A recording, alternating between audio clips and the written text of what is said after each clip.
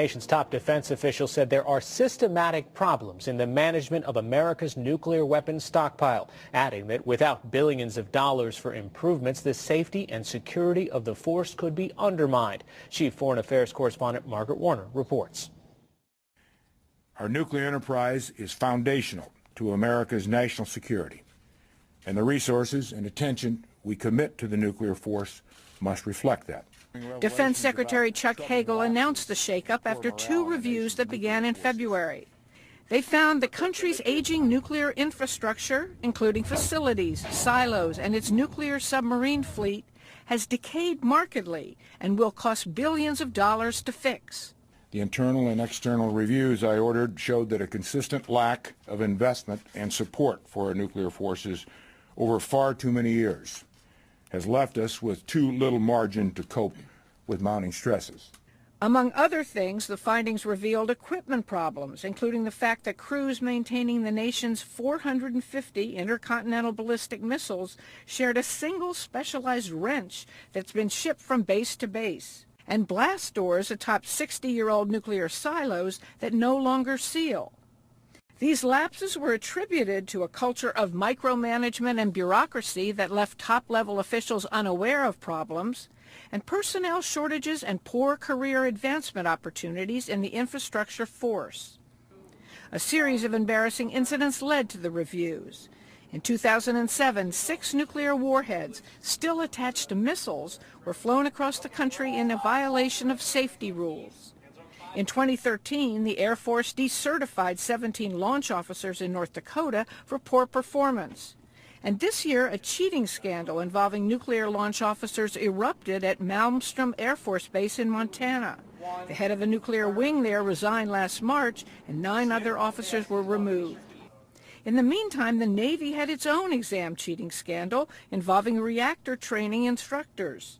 Today, Hagel said the Pentagon took its eye off the ball in recent years and has to act quickly. If we don't pay attention to this and if we don't fix this, eventually it will get to a point where there will be some questions about our security.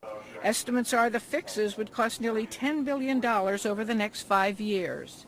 To give the Air Force nuclear ranks more clout, Hagel authorized putting a 4-star general in charge instead of a 3-star. The secretary later flew to Minot Air Force Base in North Dakota to meet with nuclear personnel maintaining a Minuteman III missile unit. We take up the proposed overhaul now with Bruce Blair. He is a research scholar at Princeton University. He was once an intercontinental ballistic missile officer in the Air Force. He's also co-founder of Global Zero, the movement to eliminate nuclear weapons. And David Trachtenberg, he focused on nuclear weapons at the Pentagon during the George W. Bush administration and served on the House Armed Service Committee staff. He now has his own consulting company. So Bruce, let me start with you. You've heard from the secretary today. You read through the report. Do you agree that there are systemic problems with what we consider a nuclear force? Oh, absolutely. We've had systemic problems for decades, going all the way back to my service. And I think the report did a fine job of identifying the short-term problems in aging hardware and personnel and offering fixes to those problems at a reasonable cost, which I think was projected to run around $8 billion over the next 5 years. We obviously have to maintain properly and man properly our existing nuclear arsenal, or else risk a catastrophic failure in security or safety.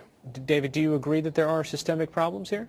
Well, I think the report was a good step toward identifying problems that need to be addressed, and I welcome the administration's commitment to addressing them.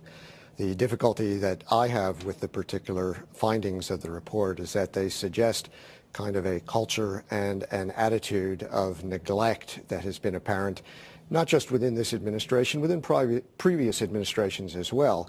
However, I think it's been much more pronounced during this administration for a variety of reasons. And I think the difficulty that the Obama administration has is basically trying to square the circle between arguing the need to maintain the robustness and efficacy of our nuclear deterrent while at the same time advocating for the ultimate elimination of nuclear weapons. This week, the Air Force says the entire wing failed a safety and security inspection. U.S. land-based missile facilities failed safety and security inspections several times in recent years, although the Air Force does not reveal specifics of the failures and insists that the weapons are safe. But not everyone is at ease, as reports about security breach continue to come in. It was 1 year ago that 2 nuclear officers were actually breaking security rules because they left an underground command center blast door open. That's where you get in and actually set off the nukes. One of the officers actually fell asleep. When CBS crew traveled to one of 3 land-based missile sites in the U.S., they found aging infrastructure and revealed that the men and women who oversee some of the world's deadliest weapons have trouble hearing what is being said on their phones. They're awful. Yeah, that's great. What isn't great about them? Is it what, the hearing, or is it that you can't connect when you make a call? It's both. I mean, you can't hear the other person on the other end of the line. Sometimes you can't dial out, which makes it very difficult if you're trying to do your job. The Obama administration's plans for the U.S. nuclear weapons complex, including modernization of bombs and delivery systems, will cost the country about $355 billion over the next decade. Our nuclear enterprise is foundational to America's national security, and the resources and attention we commit to the nuclear force must reflect that. At the height of the Cold War between the United States and then Soviet Union, the U.S. nuclear weapons program was routinely on high alert and drew a great deal of attention, both in terms of manpower and military budget. But once the Berlin Wall fell, the United States began focusing its assets elsewhere, and the nuclear program was hit by security lapses, a lack of discipline, and lousy morale. U.S. Defense Secretary Chuck Hagel says he ordered an audit of the United States nuclear program and says that a lack of investment and support over far too many years has led to a myriad of problems.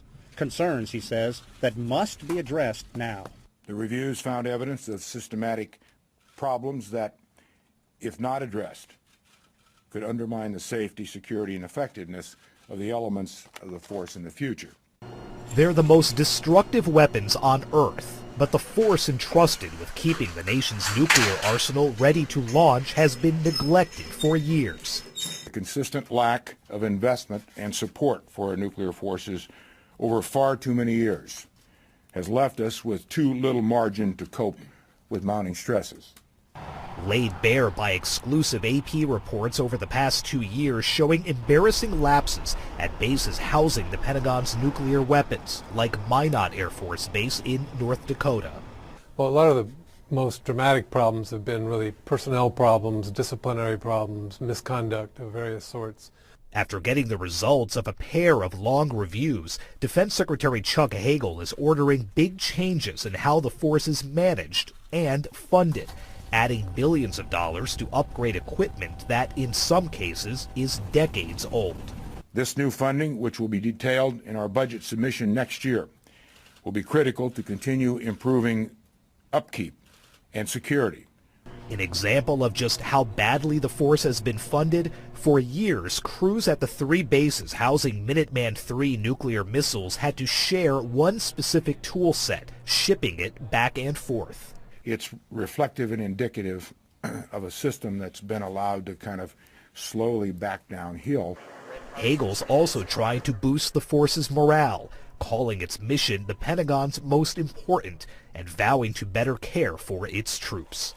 Sagar Meghani, Associated Press, The Pentagon. Robert Levinson, senior defense analyst for Bloomberg Government. I started by asking him what prompted the Pentagon to begin this review in the first place.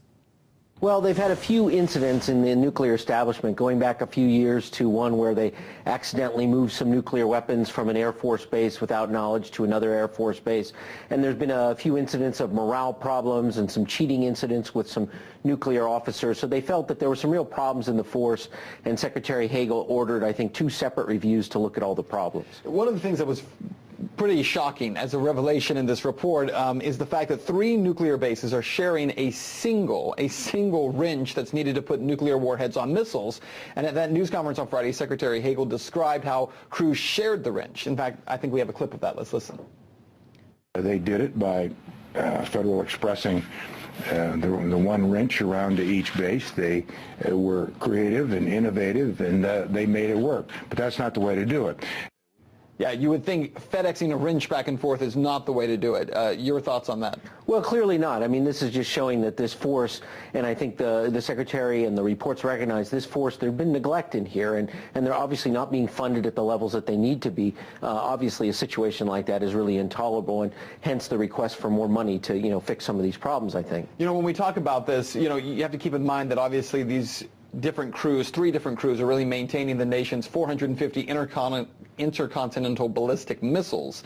How important is it to have regular oversight and to do these reviews before you start to see kind of a trail of problems? Well, I think that's the whole issue here. I mean, it goes back to, we saw these problems. There used to be part of what was called the Strategic Air Command, which handled all of this stuff, and that was during the Cold War.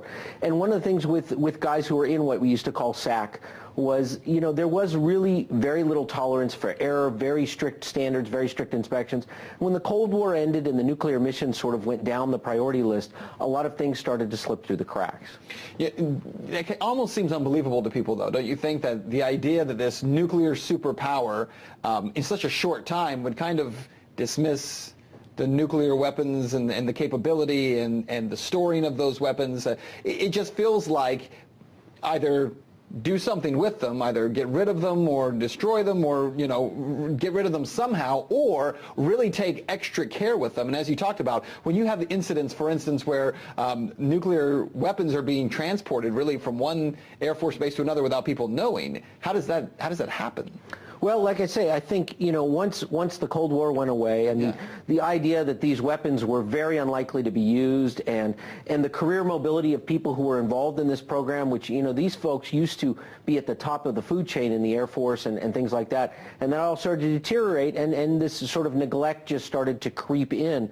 And then you saw these problems, sort of manifest themselves in these high-profile incidents. And I think, there's huge concern. There's concern on Capitol Hill. Obviously, the Secretary, the nation trusts the Air Force and the Navy to a certain extent to maintain this arsenal, and they get very worried about it. And I think, the Secretary wanting more money for this, he's probably not going to have a whole lot of problems getting that money from Congress to fix this. Let's talk about the morale issue, because you're kind of touching on that right now. At one point in the hierarchy of the U.S. military, the guys associated with nuclear weapons, as you said, they're the top of the food chain. Over time, they've kind of disappeared in terms of that prominence. What has this report found in terms of the morale issues? Is there a suffering of low morale here? Yeah, I think the reports, I didn't read all the details, but I think there's been consistent reports of problems in morale, really career progression, again, that these guys in these career fields aren't getting promoted at the rates of their colleagues in, say, other career fields and things like that. And also the inspections, there's sort of been, since some of these incidents, so many inspections, they feel like they're working just from one inspection to the other, and they have trouble, sort of focusing on the mission day to day. It's a real problem in the force, I think. You're talking about going to Congress and getting this money. You don't think it'll be very difficult. At the same time, as we're seeing kind of the buildup once again in terms of defense spending right now, $7.5 billion is not a small sum of money to go and request from Congress. Where does that money come from, and how do they get it? Well, that is a real challenge because, defense spending right now is capped according to the Budget Control Act, which passed in 2011. So this will have to come at the expense of something else, either something else in defense, some other priorities, or they'll have to get the money from some domestic spending, entitlement spending, raise taxes, or just increase the deficit. It's got to come from somewhere, and Secretary Hagel wasn't clear on where that money might come from, but you can't get blood from a stone. It's going to have to come from somewhere. Well, and to that point, when we talk again about defense spending being capped, and at the same time you have defense contractors who are kind of ramping up production for new weapons and new materials. I think we talked about this the last time you were here. I think it's very unlikely that they're going to be able to convince Congress to say, let's take money away from those programs and move it into nuclear weapons that, again, feel antiquated even to the American public. How do you sell that? Well, I think there's not too many congressmen who want to oppose more money to fix the nuclear weapons establishment. I think it's going to be very hard for a congressman. You're right. It's going to have to trade it off against other priorities, and obviously every congressman has interest in certain programs and things like that. But I think, in terms of the argument, I think everybody's going to buy the argument. It will be a question of where do you get the money from.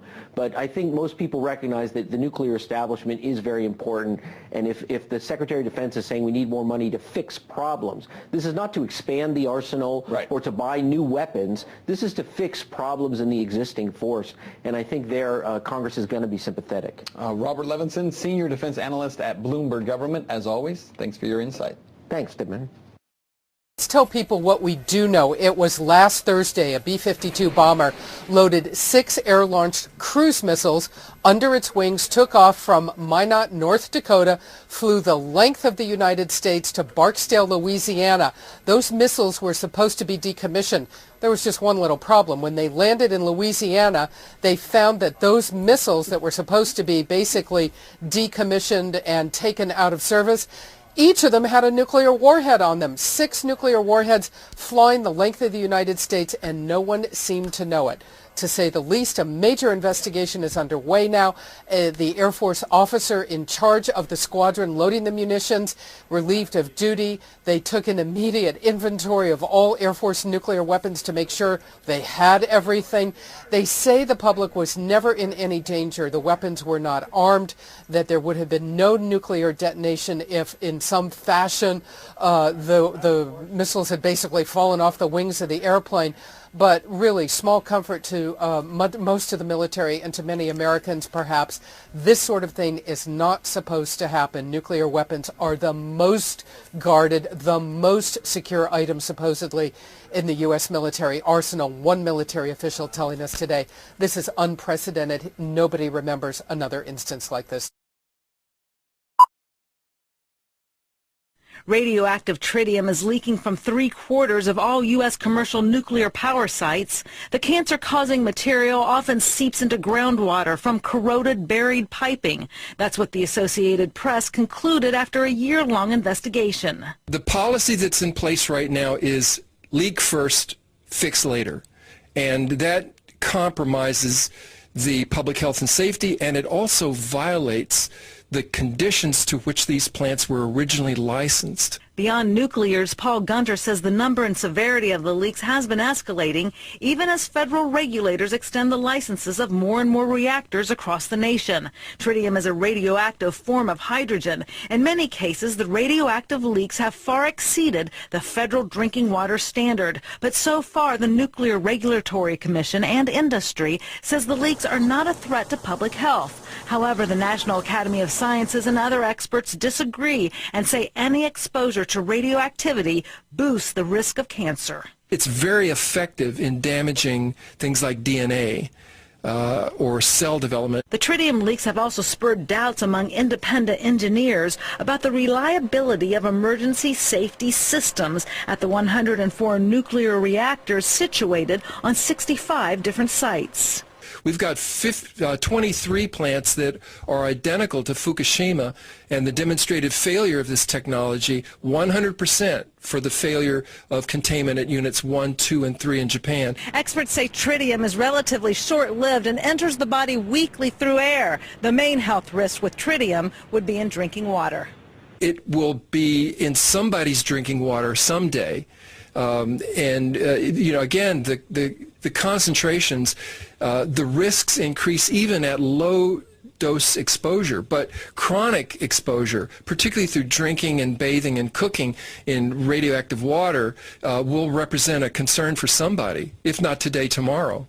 Beyond Nuclear says these types of radioactive leaks are routine, and underground pipes at nuclear power facilities should be dug out and placed above ground so they can be inspected and maintained before it's too late. Rhonda Pence, Press TV, Washington.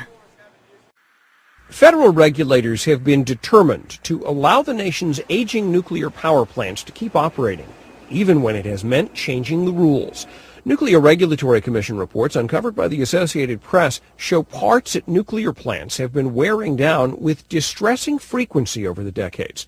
They cite radiation hazards like brittle reactor vessels that could shatter and leaky valves like this 10-gallon-a-minute gusher uncovered at the Byron nuclear plant in Illinois in 2007. Despite this, government and industry officials have decided time after time that the original rules were too strict, arguing that safety margins can be relaxed without peril.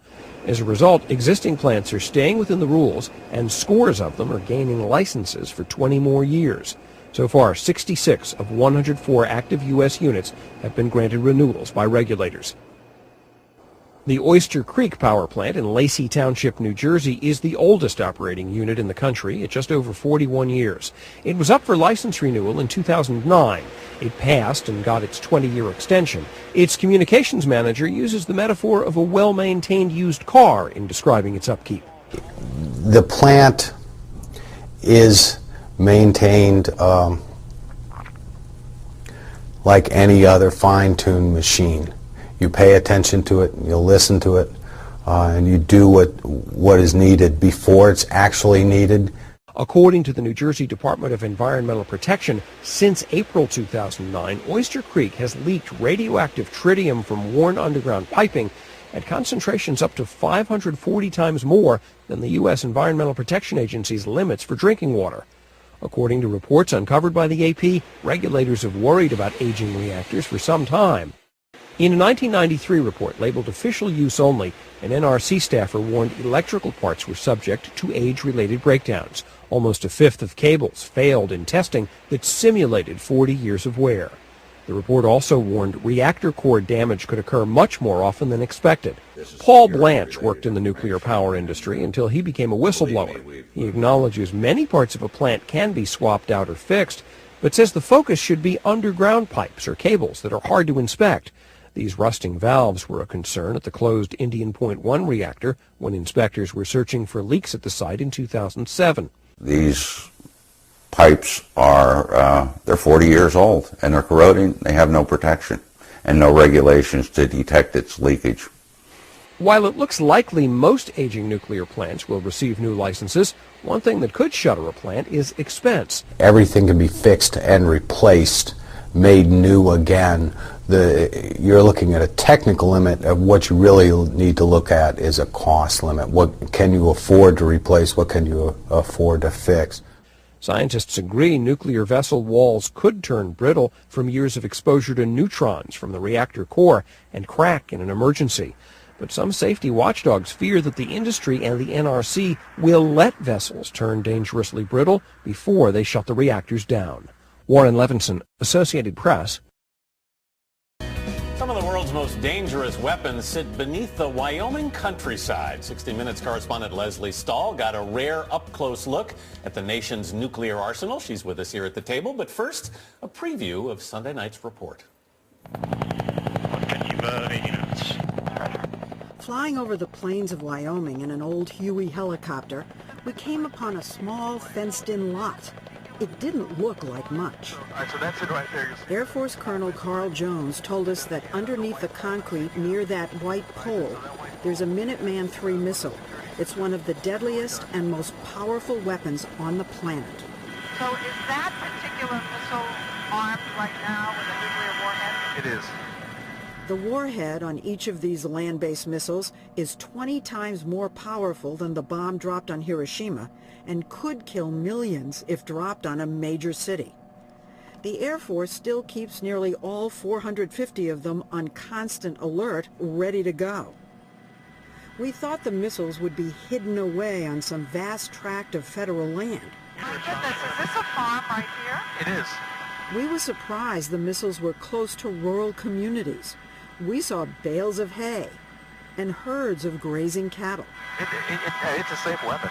I mean, it's not gonna do anything here on the ground. If by accident or a deliberate act, one of those missiles was launched, is there a way to disarm it or bring it back?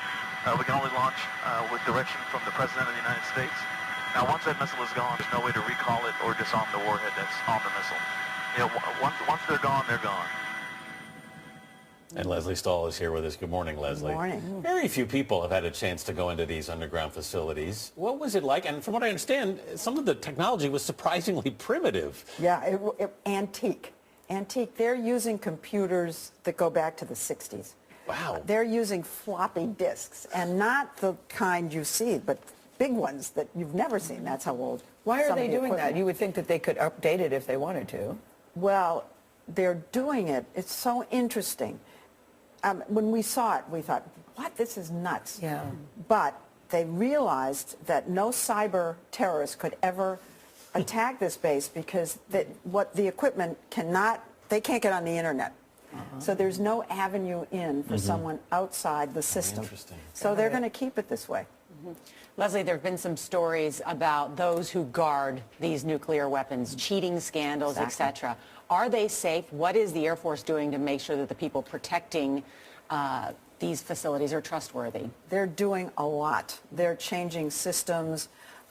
They're trying to boost morale. They're called missileers, and they're very young. Most of them are just out of college, and they're all officers in the Air Force, but they're trying to make this job more appealing. It was kind of a dead-end job, and they're changing a lot. They're dealing with this problem. And the reason we discovered that there was cheating is that they have tests constantly, and they had to get 100. They had to pass. Why did they let you in, Leslie? Did you call and say, this is Leslie Stahl from 60 Minutes? Right this way, Miss Stahl. But why did they let you in at this time? Well, I'm speculating, but I think they wanted to assure people that while there was cheating, they're dealing with it, and that basically the system is safe, and that any time they find it isn't, they're going to pounce on it. And they have been pouncing to fix these problems, which are basically morale problems. And how many of those warheads will be reduced given the START treaty? My understanding is they're not going to reduce the land base, which is our story. They're going to reduce some on the submarines. You know, we have a nuclear triad, so it'll be not the land base. They'll stay at 450. Down from 30,000, something like 30,000. So yeah, I honestly hope we never have to use them, but I'm glad to know that they exist. Yeah. I'm glad they're there. Leslie Stahl. Thank you, Leslie. Washington has announced far-reaching plans to boost its nuclear arsenal. This time the US is vowing to flex not only its atomic delivery mechanisms but also update its aging payloads. RT's Gane Chichikan has more. Nuclear disarmament was once one of President Obama's main defense policy goals. It was his vision of a nuclear-free world that the Nobel Committee cited when giving him the Peace Prize. Today, I state clearly and with conviction America's commitment to seek the peace and security of a world without nuclear weapons. Fast forward 5 years, not only has the U.S. committed to upgrading delivery systems for its nuclear weapons, but it also plans on building new generation atomic bombs to replace the old ones. Upgrades are underway in major nuclear weapons plants and laboratories, and a brand new bomb replacement plant, which is said to be bigger than the Pentagon, has just been built in Kansas City. This is not just maintaining a warhead. This is like creating a new and improved warhead. In the future, the U.S. wants its bombs to be more accurate and fit onto different nuclear rocket launchers. The revamp of the U.S. nuclear arsenal is expected to cost $1 trillion over the next 30 years. It doesn't make the country safer, it makes the country less safe. Why? If the United States builds a new generation of nuclear weapons, so then must Russia, so then must China. So what the U.S. does is steps higher on the escalation ladder for an arms race. All nuclear powers, including Russia and China, are modernizing the delivery systems in their nuclear arsenals. By creating a new generation of warheads, the U.S. could fuel another arms race. It's not easy to scrap a project that has cost your nation hundreds of billions of dollars. By investing more in new generation nuclear arsenals, governments seem to be making it that much harder for future generations to get rid of the deadly weapons. In Washington, the regime of Kim Jong-un threatening to launch a nuclear test in retaliation for what it called a hostile act from the West. This after the UN called for targeted sanctions and hauling the regime before the International Criminal Court for crimes against humanity. North Korea's ambassador blasted the vote as political provocation. The outrageous and unreasonable human rights campaign staged by the United States and its followers is compelling us not to refrain any further from conducting nuclear tests. Today, North Korea's state media said Pyongyang's, quote, military deterrence would be beefed up limitlessly to guard against a U.S. military invasion. New satellite images of its main nuclear facility suggest the regime is taking steps towards testing. And U.S. military believes North Korea is advancing its nuclear program with the skills to miniaturize a nuclear warhead on a long-range missile with a launcher to deliver it. The Pentagon suddenly strengthening the country's West Coast defenses against a possible nuclear attack by North Korea. ABC's Rena Ninen has the story from Washington. Good morning to you, Rena. And the big question so many people are wondering, why now? That's right, Bianna. Good morning to you. This is all part of getting ahead of the North Korea threat. In fact, if you want to see how this country is progressing, in the past, it's taken years between these long-range missile tests. In the past year alone, it's only a matter of months between the tests. Keep in mind, the new leader of North Korea is young. He's 29 years old. And Bianna, he wants to show that he's continuing to consolidate military power. Yeah, he clearly does. And it's obvious that the administration views this as a serious threat. What else are they looking to do, Rena? They're also looking to put an additional radar in Japan that'll give them some early warning detection for incoming missiles from North Korea. But the focus really will be on these missile interceptors. They're looking to increase by 50%, and it'll come with a $1 billion price tag, Bianna. They say this missile shield is to protect against Iran and North Korea. Does Russia recognize that there is a growing nuclear threat coming from these two countries? Or does Moscow deny any such threat? The threat is always there. We have been closely monitoring the nuclear capabilities of many countries. We are aware that many countries have never admitted having a nuclear arsenal, but they actually have one. No doubt if nuclear weapons fall into the hands of extremists, it will seriously compromise international security. So we are open to consider any possible scenarios. Say, what happens if certain countries do acquire a nuclear capability? What we are saying is that we should work together to counter these threats. Let's tackle these challenges together. Let's work out a joint response to the threats that affect Russia, as well as Europe, because Russia is part of Europe. We conducted a joint assessment with our U.S. counterparts, which proved that this threat is a realistic one. We recognized that it's necessary to set up a missile defense system. We said, let's build it together. So the very fact that we have agreed to produce such a system implies that we recognize that the threat is there. U.S. national security. Today, President Obama offered an olive branch to Russian President Vladimir Putin. Putin has the chance to get back into a lane of international law. It is possible for us to begin to rebuild trust. President Putin, however, is building trust with one of the U.S.'s most dangerous enemies, North Korea. Just last month, at the height of the Ukraine crisis, Russia signed a $400 billion natural gas deal with China. Together with the North Korea aid, some are calling it Putin's pivot to Asia.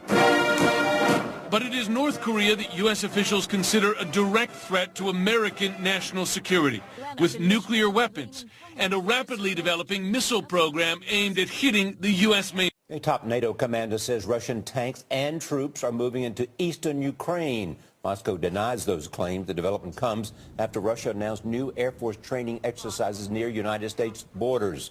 David Martin is at the Pentagon with the military's response. David, good morning.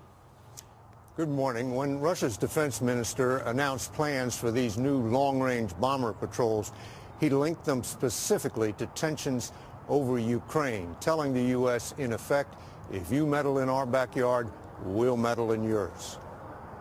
U.S. military officers say Russian bombers flying patrols over the Caribbean and Gulf of Mexico would be more of an in-your-face message than an actual military threat. It's never happened before. During the Cold War, Soviet aircraft flew reconnaissance missions over the Caribbean and Gulf of Mexico, but never bombers capable of carrying nuclear weapons. Once in 2008 and again in 2013, blackjack bombers flew to Nicaragua and Venezuela, but those were window dressing for visits by high-level Russian delegations. The announcement of the new patrols comes just as President Obama and Russia's Putin are set to attend the same summit this weekend in Australia. Both men surely know having bombers circle around to the south of the U.S. doesn't make much military sense. The bombers and their refueling tankers could be tracked all the way across the Atlantic, leaving plenty of time to scramble interceptor jets. Benjamin Friedman is a research fellow at the Cato Institute. Politically, it's important. It shows that Russia's trying to sort of show its relevance and poke its finger in the U.S. eye and say, look, we're still here, we still matter, we're something you have to deal with and plan for. There's no law against it as long as the bombers stay outside the 12-mile limit that marks U.S. airspace. Once last year, a Russian bomber came within 50 miles of California. On an airfield in Minnesota, a sentry spots an intruder. Fighters scramble, armed with atomic weapons, ready to wage the last war on Earth. During the Cuban Missile Crisis, mankind came closer than ever to wiping itself off the planet, and the world watched and held its breath. But what about all the other times when we were in the dark? Time and again, we faced nuclear holocaust and never even knew it. Today, the danger isn't over. Tomorrow could be doomsday.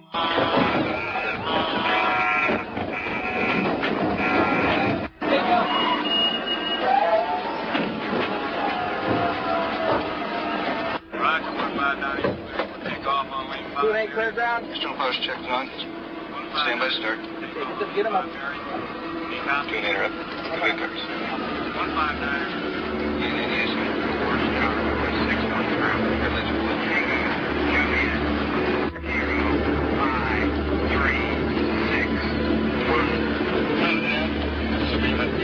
Launch missing this time. Take off runway 31.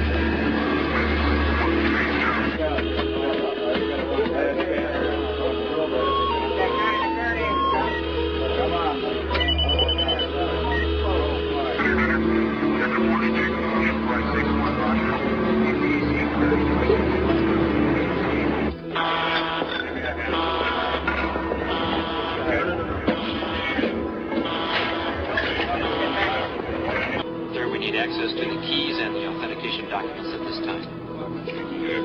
Yes, sir.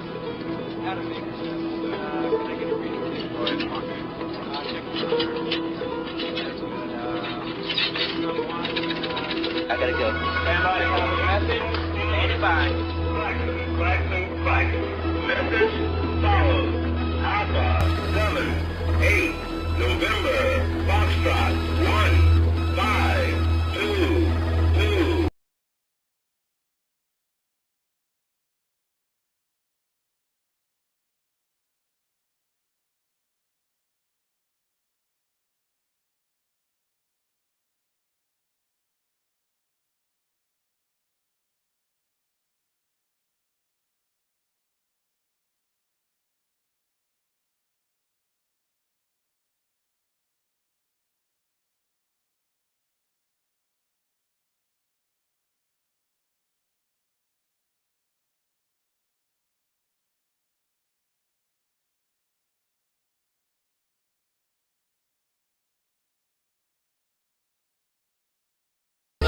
Doing all call enable, thank you.